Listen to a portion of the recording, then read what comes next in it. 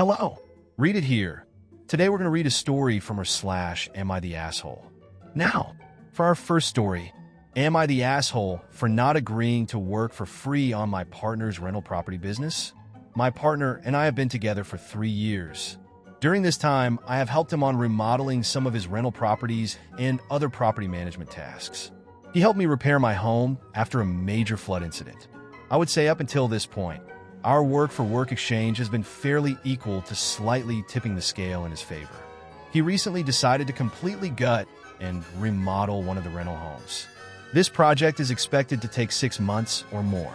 We anticipate remodeling several of the properties over the next few years. This is going to be a significant time and labor investment. We have talked about marriage and what a prenup might look like. He has been clear in that he wants to keep his rental properties as separate property if we were to get married. He has even gone as far to say that he would want the rental properties even separate from me in his estate planning/will, and that everything would go to his siblings. This has been alarming to me and quite hurtful. I understand he doesn't want to lose assets in the event we divorced, but I truly don't understand the estate side of things. This detail makes a difference because we have a 13-year age gap, and he would likely pass before me. I have told him that if he wants to keep the rental business separate, that's fine, but I will no longer be volunteering my time to his business. Basically, that I won't be his free labor slave girl to enrich him and his family. If he wants me to come work on remodeling the properties, he will need to pay me as if I am an employee. I told him my pay rate would be $20 an hour. I have also suggested he call on his family to come help him. I am firm on this boundary right now. He is becoming resentful of my position on this. He believes that me helping him benefits both of us. I have asked him how it benefits both of us, and he really can't quantify how it benefits me in any way. We have totally separate finances. I am on board to be a partner and teammate, but what he expects doesn't really look like a partnership to me. So, am I the asshole for not agreeing to work on his rental property business for free? Let's hear from the comment section. Comment 1. Honestly, I would leave him. He expects you to be his primary caretaker without being his primary beneficiary. This is bigger than just his remodeling/landlording/house flipping business. Whoever is his primary beneficiary should be responsible for taking care of him when he is in ill health in his old age. If he wants that to be his siblings, great, but you should really clarify this now. If he expects you to care for him in old age, he needs to pay you for that labor in some way. If you perform the labor without being his equal partner, you have been reduced to an employee. If you have been reduced to an employee but are not receiving payment, you have been reduced to an unpaid servant. I believe the correct word is slave, but didn't want to use such a strong word without being sure. Comment 2. Not the asshole, but I think it's a terrible idea to work for him, even if he agrees to pay you. Separate finances can work, but you need to actually keep them separate, and you being his employee could get messy. Plus, you would essentially be in a romantic relationship with your boss. Comment 3. Not the asshole. He's going to profit on these properties, and you aren't. Why would you work for free? You will never see the rewards of your free work if he's going to will these properties to his siblings. You might want to look at an exit strategy from this relationship. He wants you to work for free and is not willing to make sure you're taken care of if he passes before you. Comment 4. Not the asshole, and those rates are crazy low. It is unrealistic to expect you do the work for free and then his family benefit at his passing. I cannot see in any way that this is acceptable. If there were kid issues, maybe, but sounds like there are none. Maybe an even split between you and the family, but still he should be paying you in some way, but leaving you completely out of any premarital assets seems extreme. My husband and I have assets, but like you, I have premarital assets that are mine and left to my kids and grandkids. He came into the marriage with nothing, but we now have 4 homes and cars and stuff because of my funds, not his. We had agreed what was mine will go to my kids, what we accumulated together will be split amongst the grandkids. His and mine. His kids have treated me like shit throughout the marriage, and now it is worse. Now his grand's gonna set him out with specific jewelry pieces, and mine now split the rest. There didn't used to be a his and mine, but his kids now have prevented me from seeing his grands as I spoil them too much, make them laugh, and enjoy their time. I was falsely accused of something, and now they hold an even bigger grudge against me even though it was proven via video it was not me. So, while I don't want to hurt the babes, I do not want his kids to benefit from my death. Now, for our second story. Am I the asshole for not letting my friend's husband come to my Galentine's party? Backstory. One of my 29/F best friends, 32/F, got married last spring. Since she got married, we do mostly group hangouts with her husband, 38/M, my partner, and some other friends, which is totally fine and fun. Now, I have a Galentine's party every year for my girlfriends. Usually about 4 to 5 of us, and we all bring an appetizer and have wine, play some games, etc. I texted the group to let them know, and everyone responded. My friend messaged me privately to say that if her husband can't come, she can't come, and asked if he could come with her. I normally would welcome him, but no one else's husband or boyfriends will be there, and it just isn't that kind of party, lol. I told her that no one else's partners would be there, and she said that since being married, they are a package deal and only attend things together. I told her I respected whatever arrangements they had in their marriage, and if she wasn't able to attend, I understood. However, a few days later, a mutual friend told me that they talked, and she said she was hurt by the fact I wouldn't invite him and felt I was being rude. I do plan to talk to her about it, but just need some feedback from Reddit. Edit. A few words. Edit number 2. Because a lot of people asked, this party is held on the 13th, not on Valentine's Day. Edit number 3 to add. Thanks everyone who has taken the time to respond. I had a lot of anxiety about this. I knew I had done the right thing in my head, but then I second-guessed myself. Now I feel good in the boundaries I set. Edit number 4. Galentine's Day. A day to celebrate female friendship, similar to Valentine's Day, but for friends instead of romantic partners. It's often celebrated on February 13th, the day before Valentine's Day. It's for all female friendships and not just singles. Let's hear from the comment section. Comment 1. Not the asshole. It's your party. A women's only party, hence the name Galentine's. You invited who you wanted to invite. He wasn't invited. It's in poor taste for her to try to get her husband invited. Is she not allowed to attend anything without her husband? Sounds controlling. Comment 2. My hubby and I are also a package deal, and yet even he would drop me off at your party and say, call me when you want to lift home, and even offer rides to the rest of the gals if they want one. For us, package deal means partners who have each other's backs, and if having each other's backs means giving them a night out with their friend for their mental health, then so be it. Unless it's tradition, we assume we are both invited. And since your party is something that has always been a gals event, my hubby would expect it to remain a gals event unless told otherwise. Comment 3. Yeah, my husband and I do most stuff together. We love hanging out together and all our friends are friends. But for a girls' night / Galentine's thing, he'd be like, just let me know if you want to ride, have fun. This she can't come without him concerns me. Is this something that she wants, or does he literally not allow her? Why would he even want to come to this? If she doesn't want to attend events without him, that's her right, but it's rude to demand that they change the dynamic of the event because you want your husband there. If he's controlling, then I feel bad for her, but they still don't need to change the event for her, and they should let her know the door is open if she ever needs to talk / needs help. I dated a really controlling guy in college who would throw tantrums / pick fights, so I'd be too upset to go if I ever went out with my friends without him. Or he'd tell me it was fine to go, like I needed permission, but then punish me later by being insufferable when I got home. It was always a fight / getting berated when I got home, saying he couldn't believe I left him for my friends, etc. That's why, after I left him, I was so happy when I started seeing my husband, and he was completely different.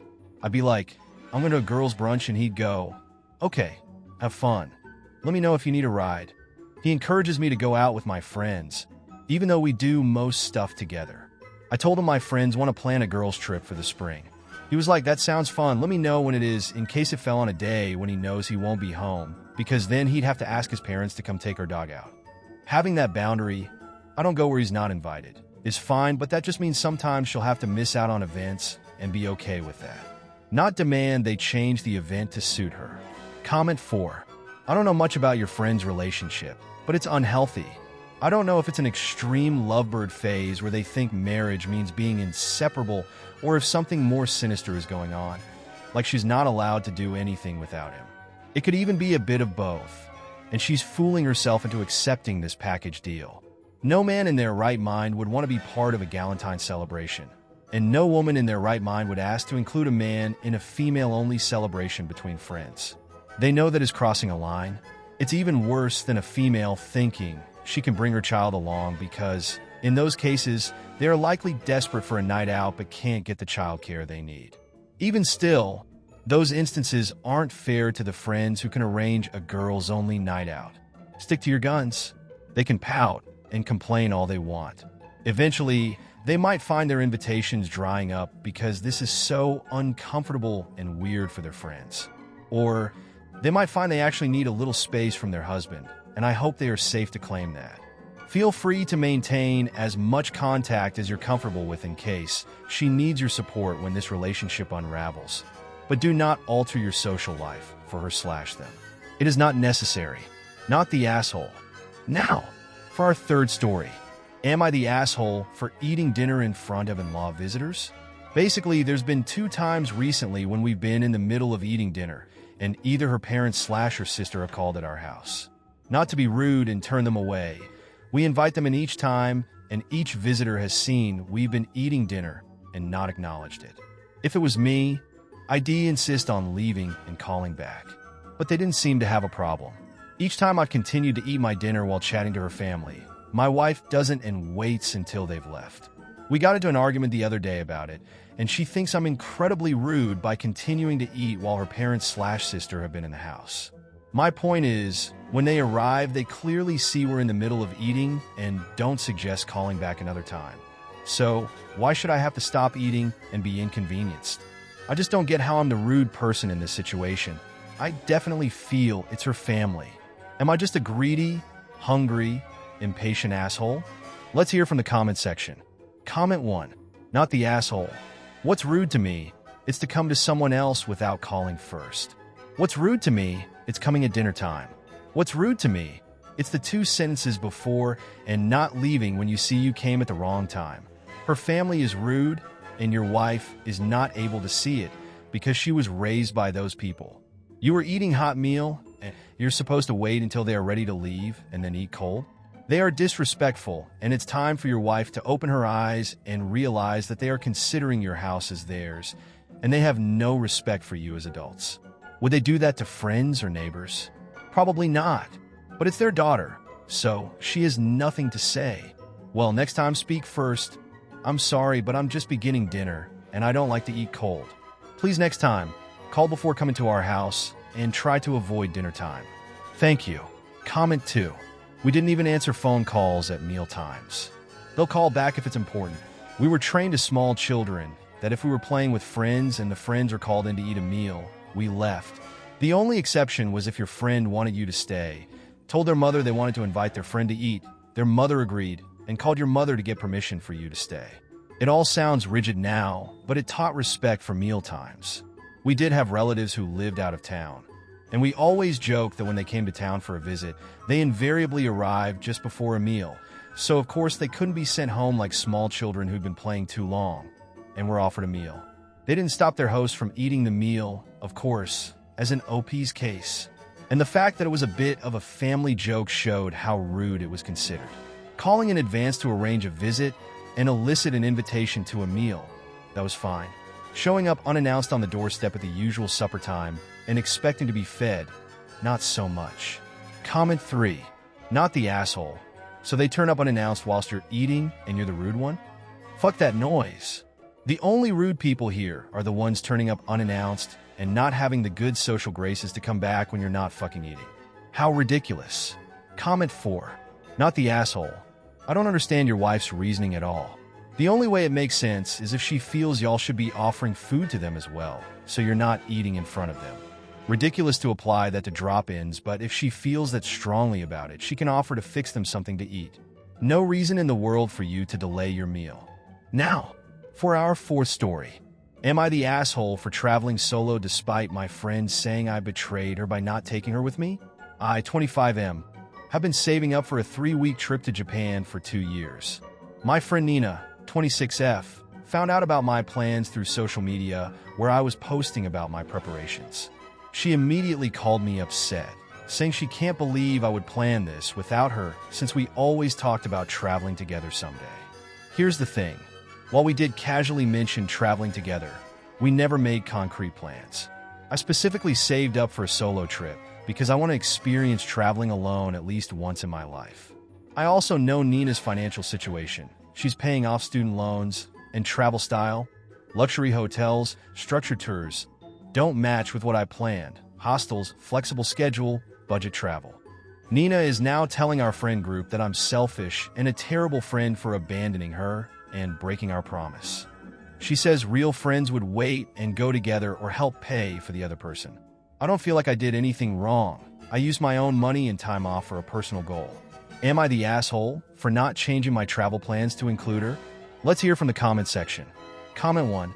Totally 100% not the asshole. She says real friends would wait and go together or help pay for the other person. Yeah, there's the real agenda. You saved up for something you want to do and experience. Real friends don't expect others to put their hopes, goals, and dreams on hold for them. Enjoy your trip with a clear conscience. You've done nothing wrong. Comment 2. Not the asshole. I know her type. Tell her specifically that it's a backpacking trip. She can't bring her Prada, LVs, Michael Kors, etc. If she thinks she may have to sleep on a dirt floor, she'll pipe down. Comment 3. I'm not a total luxury person, but I like to travel, and I tend to do some upgrades to be comfortable. If it's a long flight, I'll do Economy Plus, or I'll pay a little extra to be in a more central location with slightly better amenities. My best friend also loves to travel, but she is very frugal to the point that she cheaps out too much in my opinion. Like she will book an Airbnb or hostel 40 minutes out of town without a plan for transportation, then end up taking cabs or Ubers that eat into anything she saved, or she'll do a 24H flight and get the cheapest ticket. So she ends up in a middle seat and is uncomfortable and unable to sleep. She's happy with her travels, but I won't travel with her for the most part just because we have different expectations. I was going to be in France for a while for work, and she wanted to go. We decided to fly out a week before my lease started and explore the city together.